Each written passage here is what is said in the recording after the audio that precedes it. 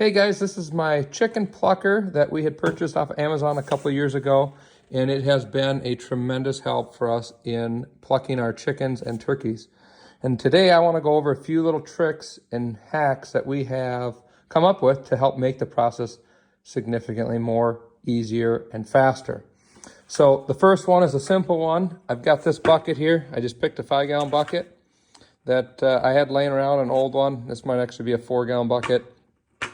And I drilled a bunch of 1/2-inch holes in it. And then this bucket we will place on the bottom side of this plucker. Over here, there's a hole where all the feathers come out. We put that right there. All the feathers will drop in there and the water will pour out the holes.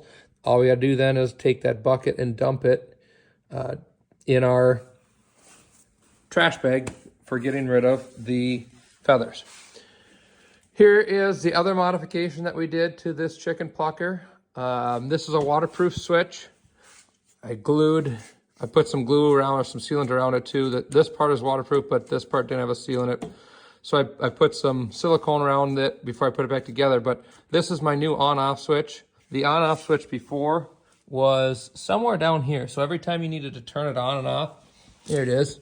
You had to get down on your hands and knees or figure out where the switch is way down here. Didn't make any sense. So I mounted it up here, and then I also added this little guy. This is a water solenoid, a 110 shut-off valve. So it runs off of 110 just like the chicken plucker. So I have that wired into the switch as well. So every time you turn this on, the valve opens up. And then I have in here a hose that runs all the way around the inside of the chicken plucker. But that will spray water at a steady stream down in at the bird, and it'll help wash the feathers out.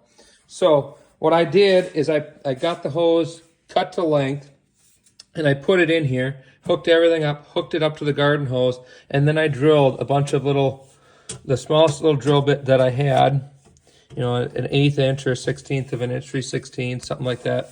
Drilled a bunch of holes all the way around, and I just kind of drilled, and then I'd turn it on, I'd test it just to see where the water is spraying, and I wanted a good amount of volume of water to flow to wash all the feathers off the bird and out of the machine so it wouldn't get plugged up.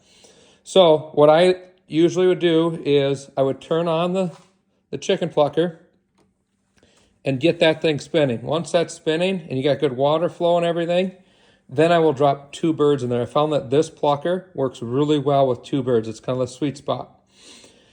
Run it for the 30 seconds, or you know, and that'll vary based on how you blanch the bird. I forget what they call it, but you dunk it in the hot water, then you throw it in here.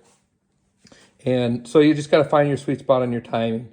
So once the birds were done being plucked, I just kind of keep an eye on them. Quick hit the shut-off button, pull the birds out, and put them down the next line of the run of getting cleaned and everything else. Now, if I notice it started getting built up in here a little bit more, then I just simply turn this on before I drop the birds, and I'd let it run for a little while just to get the feathers cleaned out. But if you have enough holes in your water line, it shouldn't be a problem. I know that I've had to add more holes as time went on. So then to this side over here, you have the garden hose. So this just simply hooks up to your regular old garden hose, and we turn it on full bore. One other modification that I did to this chicken plucker was there is some safety switch on the bottom side, and I disconnected that because it was constantly causing an issue. And the reviews on this machine also, people complained about it. It's I think it's a switch to make sure that this doesn't pop off. Well, I put these little clips on here so it'll never pop off the top, and we don't ever take it apart. It's a pretty handy little machine, works very well. You can't, I mean, in my opinion, you can't do chickens without it, because this is just a game changer.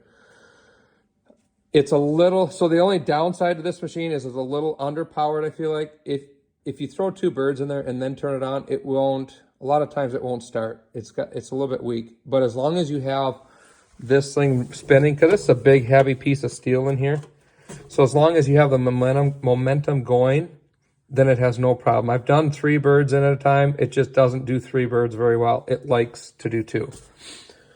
So that is my conclusion on this chicken plucker. I'll go ahead and I'll leave you in the description. I'll leave you a link to the different switches and pieces that I used to put this together with the water feature on it. And then I'll also leave a link in the description for this particular chicken plucker as well. All in all, this didn't take that much time to do.